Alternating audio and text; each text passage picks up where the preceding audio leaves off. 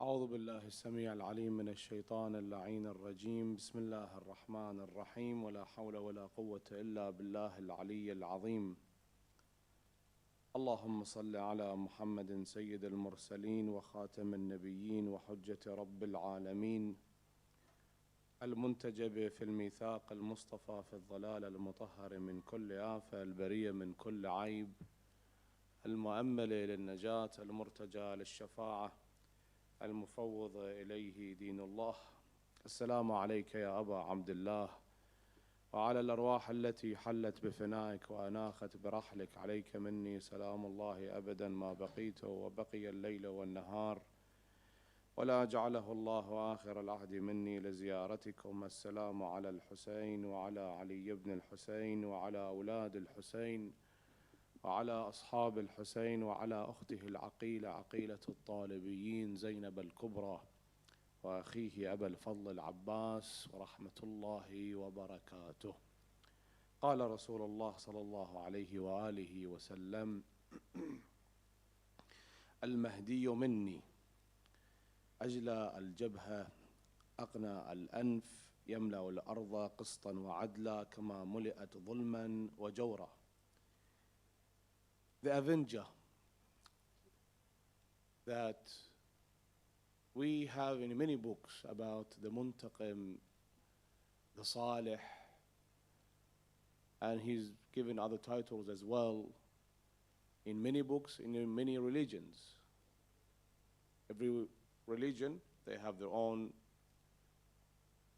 Avengers format that they believe in. For example, when it comes to the Christianity, they believe that Jesus has a second coming.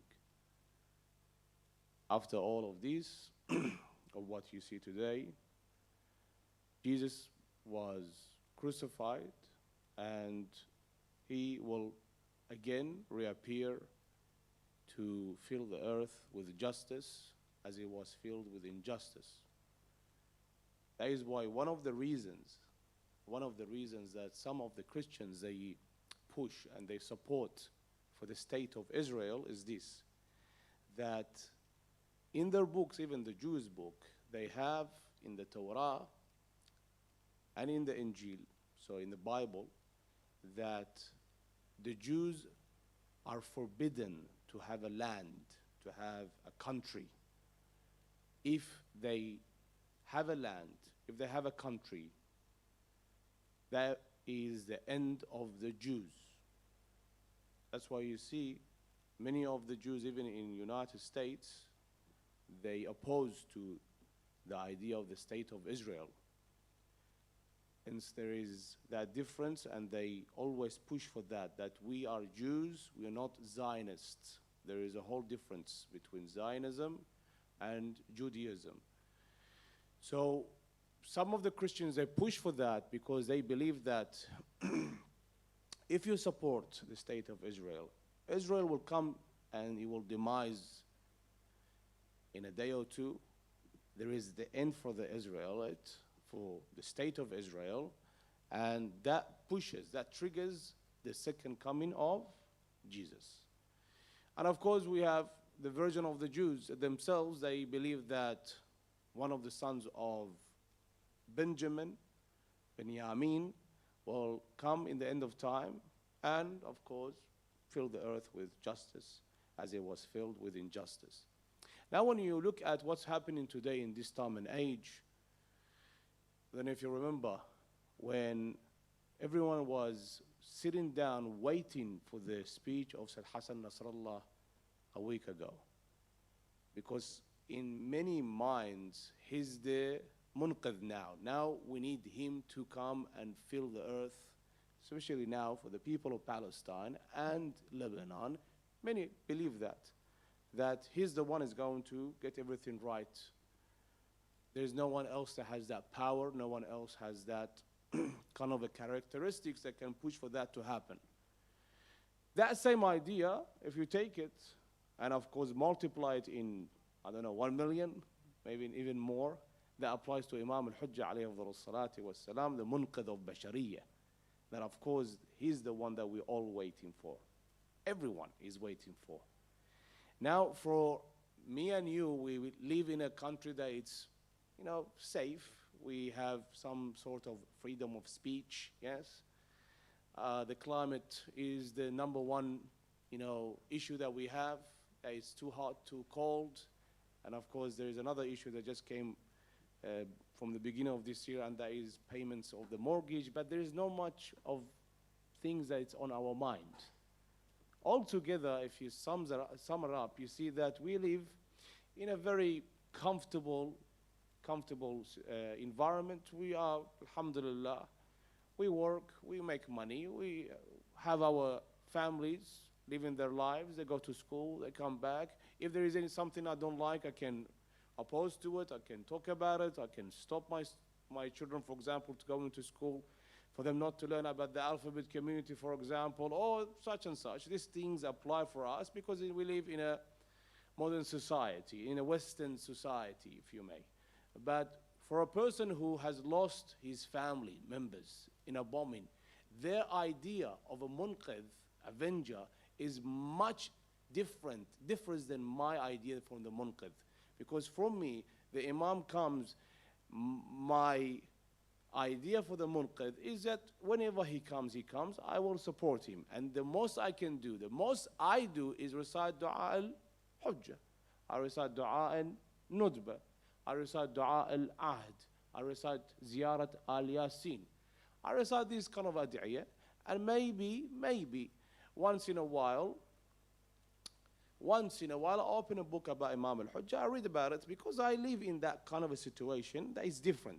But for a person who just lost his family members, who just buried 3 of his daughters, I don't know if you saw the video of this father that he lost just a couple of days ago in Lebanon, south of Lebanon. He lost, of course, from the IDF, targeting a car that they said had some of the Hezbollah soldiers, and they killed 3 girls, innocent, and their grandmother.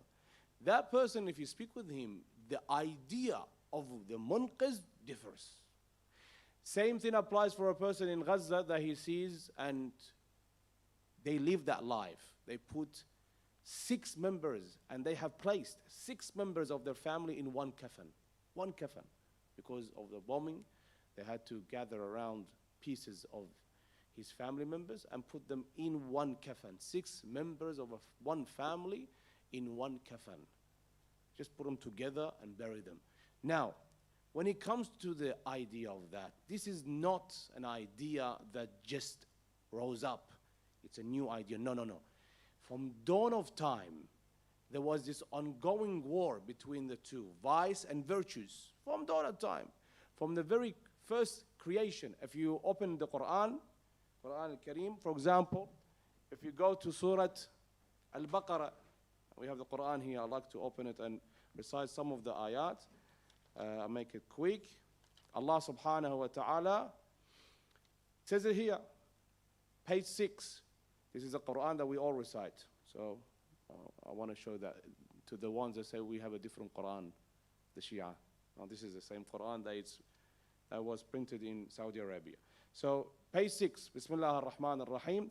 وَإِذْ قَالَ رَبُّكَ لِلْمَلَائِكَةِ إِنِّي جَاعِلٌ فِي الْأَرْضِ خَلِيفَةً قَالُوا أَتَجْعَلُ فِيهَا مَنْ يُفْسِدُ فِيهَا وَيَسْفِكُ الدِّمَاءَ وَنَحْنُ نُسَبِّحُ بِحَمْدِكَ وَنُقَدِّسُ لَكَ قَالَ إِنِّي أَعْلَمُ مَا لَا تَعْلَمُونَ. See here, Khalifa. The Khalif that Allah subhanahu wa ta'ala here talks about, and this is the beginning of the creation of human beings, starting with Adam, Abu al-Bashar, alayhi as-salam. So Allah says, I will create a new creation, a new race.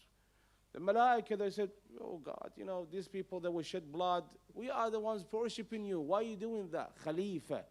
So from that time, Allah subhanahu wa ta'ala, from the first creation, the idea of the Avenger was there. Now the world itself, if you look at it, it's not meant to be in the hands of tyrants, oppressors. No. From day one, Allah subhanahu wa ta'ala, Allah created Adam. With Adam, Allah subhanahu wa ta'ala had Ahlul Bayt alayhim afdalus salati wassalam. And even before that, we have the hadith of Imam As-Sadiq alayhi wa salam, that he says, before Adam we were created, the nur of Ahl al-Bayt alayhi wa salam, قبل خلق آدم بألف سنة, 1,000 years before Allah subhanahu wa ta'ala created Adam and Eve. This is way before that. So the idea of the Avenger from that day, منقذ البشرية.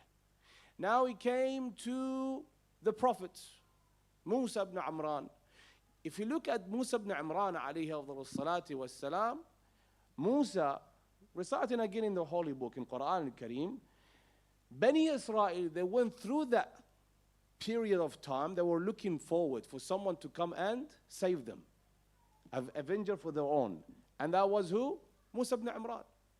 And if you look at it, Allah subhanahu wa ta'ala, before he sends Musa, Pharaoh, the Pharaoh, there's an exhibition if you want to have a look. Go to Australian Museum, it's starting I think from the 11th of November. Beautiful exhibition. I don't know if you can get a ticket, but go there. Ramses II, in a taboot, mummified. Yes, I don't know where they're bringing it from. I think from London. I don't know where. Ramses wasn't from London, but anyway, it's from there. They're bringing it from there. Sallallahu ala Muhammad wa ali Muhammad. So Ramses had a dream that someone will be born from the Israelites, from Bani Israel. Israel, just a side note here, Israel is the name of Yaqub. Israel. And we have the meaning of Israel, meaning, if you look at it in our books, in Arabic, Israel means Abdullah. That was the name of Yaqub, Jacob. And what you see today, they call it the state of Israel because they say that we are from Canaan and we belong to Jacob and we are, Sha'bullah al-Mukhtar. And they believe that. They really, truly believe that. I was watching last night the interview. That was a beautiful interview with Piers Morgan and the president of Israel. They have a president and they have a prime minister. Piers Morgan, the one whoever he debates, he interviews, if they're pro-Palestine, every 2 seconds, what does he say? Do you condemn who? Hamas. Not Hamas, Hamas. Do you condemn Hamas? But with that president of Israel, not even a peep, not even one interruption. No. And when you hear them, they truly believe that. It's embedded in them that they are the chosen tribe. Allah chose them. Sha'bullah al-Mukhtar. Kill the children. Kill them. In Lebanon, in Gaza, doesn't matter. We have to survive. These same Bani Israel, they went through hell in Egypt. What did Ramses do with them? Ramses II, Pharaoh of Musa, يذبح أبناءهم ويستحيي نساءهم. He had a dream, Ramses, that someone from them, a male, will be born, that he will end his what? Kingdom. The hadith said he killed and killed and killed. One of the hadith says 4,000 newborns. He sends the midwife or a soldier, go find out if this woman has, a male, a baby, or female. Some of them, they don't wait. They kill the mother and they kill the child until Musa was born. So they saw that. Musa was born. Musa did what to them? Musa helped them. Musa rescued them. Musa opened the sea for them, and they passed through. And Imam Ali said to one of the Jews, he came to Imam Ali, he said, you Muslims, your prophet died, he couldn't wait, and some of you usurped the Khilafah. And he's a Jew, the Imam has to respond to him. He's talking about Islam. He said, you, the Jews, you were still wet. Your feet was still wet. And you said to Musa, اجعل لنا آلهة كما لهم آلهة. Make for us a aliha, God like their God, an idol. And your feet was still wet. Pharaoh was still behind you. The Imam was saying that to him. Now, moved forward from Musa to who? Isa ibn Maryam, alayhi afdalu salatu wassalam. And Isa, Jesus, son of Mary, salamullah alayh, Allah subhanahu wa ta'ala, he also sent him as a munqidh of Bashariyah. And he was an avenger. And then came to our Imam al-Hujjah, alayhi afdalu salatu wassalam. But throughout that time of the Prophet, 124,000 prophets, ending with the Prophet sallallahu alayhi wa alihi wasallam, and then of course continuing with the Imams, always they foretold of the coming of Imam al-Hujjah. See, one of the hadith that I recited here, this hadith is not in our book, it's in their book, in the book of Ahl Sunnah wal Jama'ah. So the hadith says that Mahdi is one of my children, al-Mahdiyo min waldi, or al-Mahdiyo minni.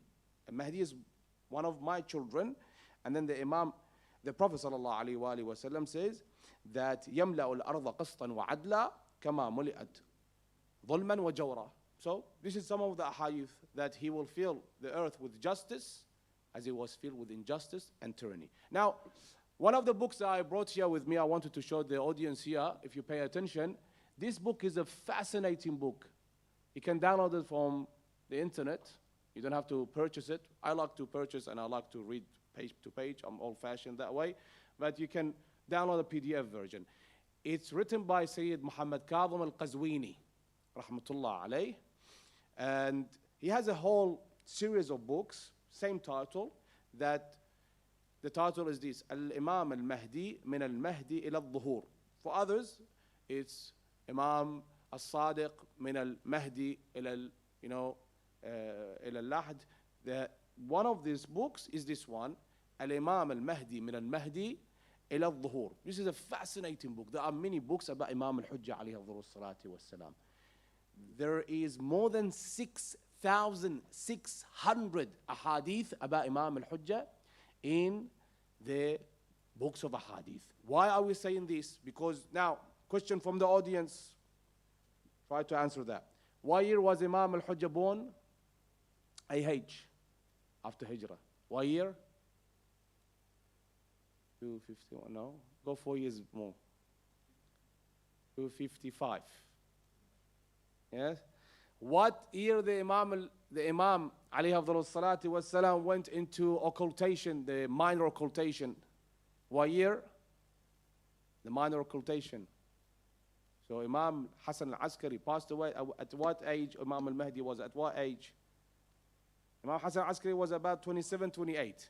Imam al-Hujjah was how old? 5. The Imam went into the minor occultation. We call it Ghaiba as-Sughra. And the Imam appointed 4 deputies. That 4 deputies, how long these 4 deputies go through this time of the minor occultation? 69 years. And then went to the major occultation, yes?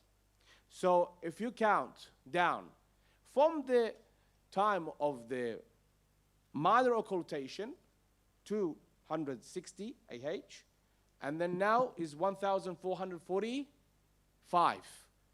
1,000, how many years? 1,200, 1,300? Let's say 1,200, just ballpark it there. 1,200 years has passed since the minor occultation. Now, if you combine the Imam of all of the Imams, from Imam Amir al-Mu'minin Ali ibn Abi Talib alayhi afdalu salatu wassalam to Imam Hassan al-Askari, all of them combined, in total, it's 250 years. All of them combined, the Imamah of these Imams. So Imam al-Hujjah, Ajallah Ta'ala Farajahu al-Sharif's Imamah has been longer than all of the Imams combined. Now, question here. This is a follow-up question. How many of you here believe in Imam al-Hujjah by show of hand? How many of you? I see some hands not raising. That's concerning. Okay, have you seen the Imam? Have you seen the Imam? No. Have you seen Imam al-Hassan al-Askari? Have you seen Imam al-Hussein? Imam al-Hassan? Imam Ali ibn Abi Talib? The Prophet? That's why the Prophet said in one of his ahadith that you are my brothers, meaning us here, this lot. And I think I mentioned this a while back in this majlis or another majlis. Why does he say we are his brothers? Because we believe in them just looking into some ink on piece of papers. And we have belief. We believe. Now, the question here is this question. If the Imam major occultation goes to 2,000 years, would you believe in the Imam? Yes or no? Yes or no? Yes. 3,000 years. Would you believe in the Imam? 5,000? 10,000? 20,000? Yes? Would you still believe in the Imam? Just imagine Imam 1,200 years, the major occultation, and we have so many problems. That's why, let me read one of the hadith from this book. It's a beautiful book. It's called Al-Imam Al-Mahdi min Al-Mahdi Lal-Dhuhur, Sayyid Muhammad Kadhim Al-Qazwini, rahmatullah alayh. This is a hadith. روي الشيخ الصدوق في إكمال الدين. Shaykh al-Saduq is one of the ulama of the Shia. In one of the books, إكمال الدين, he says, from Imam al-Jawad, narrates, عن آبائه, from his forefathers, from Imam Amir al-Mu'mineen Ali ibn Abi Talib. So see, the hadith, the discussion about Imam al-Hujjah is not bound on one Imam or two Imams. No, it's many Imams. Actually, all of them. This book actually goes through all of the 14 Ma'sumeen. So the Imam says, Imam Amir al-Mu'mineen says, لِلْقَائِمِ مِنَّا غَيْبَةً. Qa'im means what? The one who rises. Now question here, another question from the audience. I'd like to ask questions today. This very thing that we put our right hand on our head, who did that for the first time? Who taught us to do this? Which Imam? One of the Imams did that, and we follow his. Yes? No, it's for Imam al-Mahdi, but which Imam did that? He placed his right hand on his head. And that's why when we hear Al-Qa'im, we get up and we put our right hand on our head. Imam Ali ibn Musa al-Radha. He placed his right hand on his head. So this masjid is named after Imam Ali ibn Musa al-Radha. Yes or wrong? Yes? Look at the Imam Ali ibn Musa al-Radha. Yes? Imam al-Radha's mosque.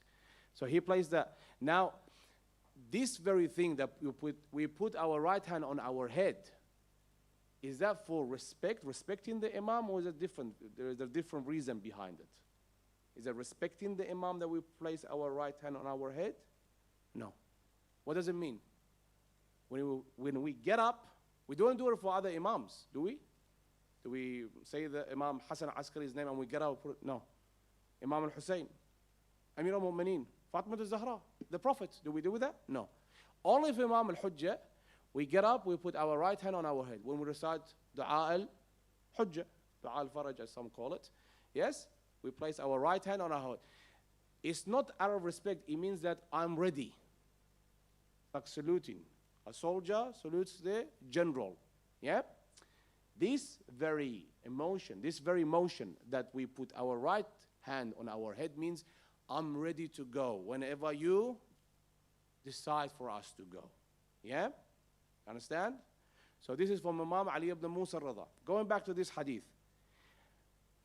This is very concerning when you read this hadith. It says, لِلْقَائِمِ مِنَّا غَيْبَةً. So for the Imam al-Hujjah, there is a major occultation. أَمَدُّهَا طَوِيل. What does that mean? The length of that ghaiba, the length of that occultation is very long. All right. كأني بالشيعة. He's talking about us. يجولون جولان النعم في غيبته. يطلبون المرعى فلا يجدونه. So they look for comfort, they look for safety, they look for all of that, they wouldn't find it. And this is green hard. And if you look at it, if you look at history, people in Afghanistan, you know how many, this just couple of weeks from the time they started the Gaza, the Hamas, what they call it, the Hamas-Israel war, from October the 7th when they started that, so it's been about a month now. How many times there was a suicide bomb in Afghanistan exploding? And how many times terror attack in Afghanistan happening? No one talks about that. No one. No one even mentions this in the media. Because this has come a normal thing. It's very normal that we hear that. targeting the what? The Shia. Targeting the lovers of Ahlul Bayt alayhim afdalus salati was salam. You understand? So, this is in Afghanistan. What else? Iraq, 35 years under the rule of Saddam, targeting the Shia.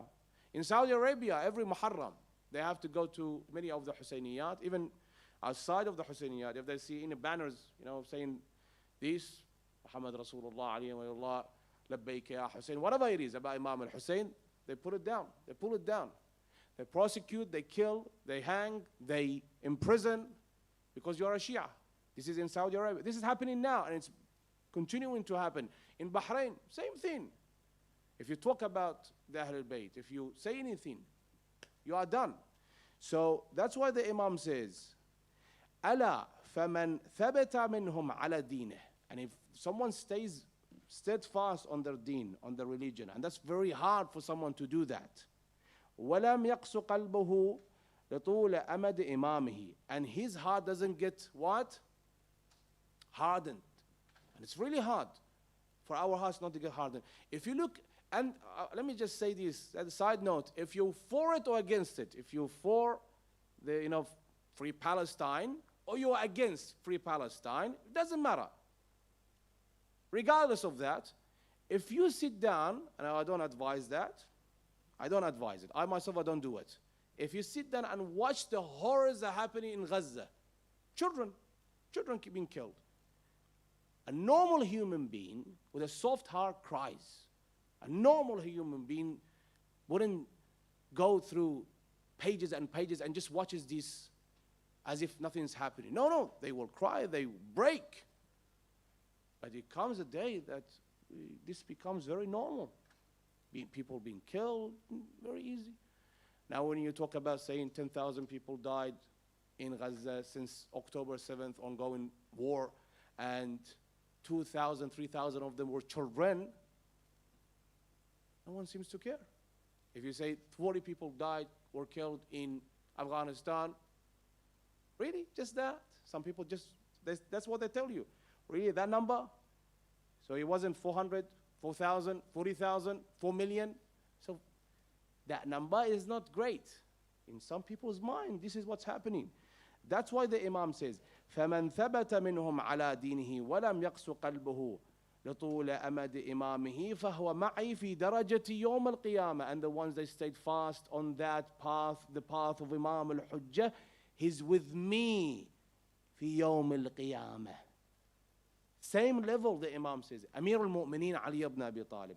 ثم قال إن القائم منا إذا قام لم يكن لأحد في عنقه بيعة فلذلك تخفى ولادته ويغيب شخصه. That's why it was kept a secret, the walada of Imam al-Hujjah alayhi afdalu salatu wassalam. The Shia themselves, they had no idea at the time of Imam Hassan al-Askari. They had no idea that Imam al-Hujjah was born. It was kept a secret. Imam al-Hassan al-Askari's house actually was under constant surveillance. Spies inside the house, just to know when is this baby is going to be born. And they're talking about Imam al-Hujjah. We have more than 600 hadith in the book Usul al-Kafi, Bahar al-Anwar, and other books that they tell us of the walad of Imam al-Hujjah alayhi afdalu salatu wassalam. Now when the Imam comes, and it might be any Friday, because he's coming, his reappearance is on Friday. Now another question from the audience, where does he appear? His first appearance is where? That the world sees it. It will be broadcasted to the world. Everyone sees it. Because we have signs, we have 5 signs of the reappearance.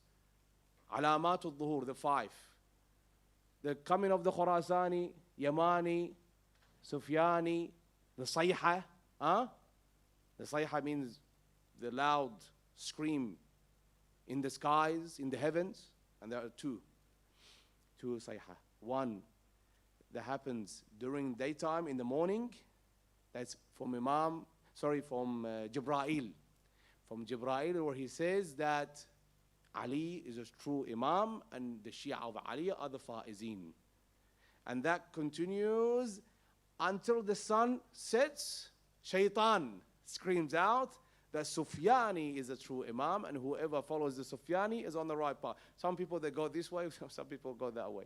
If you don't know about the reappearance signs, you go into fitan. And the last one is what? Khasf al-Bayda. So the first reappearance of the Imam from the Shabab on my right, the first reappearance of the Imam is where? We should know this because we say we are Shia of Imam al-Hujjah alayhi afdal salatu wassalam, but truly are we Shia? So his first appearance is where? Wollongong, Campbelltown, CBD, in the city. Where? Ahsantum, next to the Kaaba. And the Imam, this is going to be televised. Everyone will see it. It will be broadcasted to the world. They see this. And the Imam will be standing next to the Kaaba. He's back on the Kaaba, and he calls out, I am the Mahdi, the son of Fatima and Ali. And then the Shia, they come. How many they come to the Imam? They appear in Makkah al-Mukarramah, Kaaba al-Musharrafah. They come in that area. The hadith says 50. And the number grows and grows. And the Imam doesn't come out waiting for what? Waiting for the khasf. Khasf is what? The earth swallows. Who? The Sufyani and his army. Sufyani is in Medina al-Munawwara with his army. When he hears the Imam has appeared, Sufyani, they call him the Sufyani. Why? Because he's one of the descendants of Abu Sufyan. He's one of the descendants of Muawiyah. That's why there is a letter from the Imam Ali ibn Abi Talib. He writes to Muawiyah saying that I see the day that one of my sons will be killing one of your sons, referring to Imam al-Hujjah and Sufyani. Sufyani is one of his sons. He sends an army, and the army moves from Medina, coming to Mecca. There is, and you can see it, Khasf fil Bayda. There is a whole place, the brother here maybe he knows, between Mecca and Medina and Mecca. The earth swallows them. Two survive, two brothers. The archangel Jibreel comes down and hits one of them on the face, that his head goes to the back. Yes? And then he says to one of them, you go to Sufyani, tell him what happened to his army. You go to Imam al-Hujjah and tell the Imam what happened. And these two brothers, one goes to the Sufyani and the other one goes to Imam al-Hujjah, and he repents. Subhanallah. He's one of the soldiers of Sufyani, but he goes to the Imam, he repents. And the Imam starts his journey. He starts his qiyam. So there is another book called, this is a beautiful book, and this one is about 40-something volumes. It's an encyclopedia by Sheikh Baqir Sharif al-Qurashi. He spent 50 years of his life writing these books. This is one of them. This is volume 35 about Imam al-Hujjah. Yes? I'm going to go through these books and the signs of appearance, inshallah, from tomorrow night in Dar al-Hussein in Campbelltown, in length, in very detailed manner. I just want to show you some of the books that it's good if we allocate at least half an hour of our day reading this kind of hadith about the Imam. So look, this book is one of them. The Imam, and here موسوعة سيرة أهل البيت, encyclopedia about أهل البيت عليهم أفضل الصلاة والسلام, volume 35, Al-Imam al-Muntadhar عليه أفضل الصلاة والسلام. There are letters that the Imam wrote to the Shia, to us. The Imam writes letters to us. I mentioned there were 4 deputies in the time of the minor occultation. Now in the major occultation, does the Imam have any deputies? Yes, he has, but not assigned by the Imam himself. There are deputies, the general deputies, if you may. There are the maraji' al-taqleed. Yes, you go back to them, you ask them, and there is a whole list of guidelines and how these deputies are, chosen. Not everyone can come and say, I'm a marja' al-taqleed. No, everyone can say, follow me. No, that doesn't apply. So because of the timing, I just go through some of this beautiful saying of the Imam. وَأَمَّا ظُهُورُ الْفَرَجِ. This is a letter the Imam wrote actually in response to some of the questions of one of his companions named Ishaq, As'ilat Ishaq. That he says, وَأَمَّا ظُهُورُ الْفَرَجِ فَإِنَّهُ إِلَى اللَّهِ عَزَّ وَجَلَّ وَكَذِبَ الْوَقَّاتُونَ. On that note, I want to complete that the coming of the Imam, it's hatmi, it's 100%. Yes? We cannot give it a time. That's the thing. You cannot give it a time. There's a couple of things we can't do. One, to say, I saw the Imam. Saw the Imam, yes, this can happen. But seeing the Imam and opening a whole new business, and some people, they do that in Iraq, in Iran. There's a group of ladies in Iran, in one of the cities, I'm not going to mention the name of the city. There's a group of ladies in their house, one of, their leader, this woman, she has allocated a room, and she has put the sajjada, and she puts every day some tea, and she says the Imam is there. He's praying there. And the women, they come, and they pray behind the sajjada, saying, yes, the Imam is there. Some people have made this kind of like a business. There is in Iraq, for example, this person who came many years ago, and he's still alive, that he said, I'm the Yamani. And then later on he said, no, I'm not the Yamani, I'm actually the son of the Imam. And then later on he said, no, I'm not the son of the Imam. I'm what? I'm the Imam himself. I'm the Imam himself. That's why you need to understand the characteristics of the Imam, because many people come out, and there are people that are in hundreds. They follow this individual every Ziyara Arba'in. These same people, the Yamanis, they come out. They're not from Yemen. Actually, he's not from Yemen at all. He's from Iraq. The Yamani is from Yemen. Like the Khurasani. Khurasani is from either Iran or Afghanistan or those areas. They call them Khurasan. So Yamani has to be from where? Has to be from Yemen. This person is not even from Yemen. He's from Iraq. Every Arba'in he comes up and he starts, mokib, and he distributes food and, Zaza of Imam al-Hussein alayhi afdal salatu wassalam. And there are people in hundreds, they follow this individual because they haven't read much. They don't know about the characteristics of the Imam, and you don't follow the Imam like that. So another one is to allocate a time, saying this Friday the Imam comes. 10th of November, Imam is coming. How do you know? How do you know? You can't say that. But being hopeful and saying, yes, inshallah, he comes this week. Inshallah, Allah hastens his reappearance. And know that when the Imam comes, the life that we are living now, 9 to 5, the house we go to for dinner, for lunch, for the saharat, this and that, this is no longer. It's done. Imam has reappeared. Now the Imam at any moment is going to ask for reinforcement. His Imam is going to say, come, help me. You are with me. You are either with me or against me. Now if you want to say, no, I have 9 to 5, I have some, essays here, I have some things here, I have some chores here. No, that doesn't work. That doesn't apply. The Imam has reappeared, and you have to follow the Imam. So that is very hard for someone to understand, that the coming of the Avenger, we must prepare ourselves. We must cleanse ourselves. We fix up the mistakes. And we start this relationship with our Imam, alayhi afdal salati wassalam. اللهم صل على محمد وآل محمد. اللهم عجل لوليك الفرج. اللهم عجل فرجه، سهل مخرجه، اجعلنا من أنصاره وأعوانه يا رب العالمين. بسم الله الرحمن الرحيم. اللهم كل وليك الحجة ابن الحسن صلواتك عليه وعلى آبائه في هذه الساعة وفي كل ساعة وليا وحافظا وقائدا وناصرا ودليلا وعينا حتى تسكنه أرضك طوعا وتمتعه فيها طويلا. يا رب الحسين، بحق الحسين اشف صدر الحسين بظهور الحجة. For the تعجيل فرج of Imam صاحب العصر والزمان, for the shuhada of Afghanistan, and for the recently deceased lady Fatima Awad, we recite the salam of the Imam al-Hussein, inshallah, and after that Surah al-Mubarakat al-Fatiha.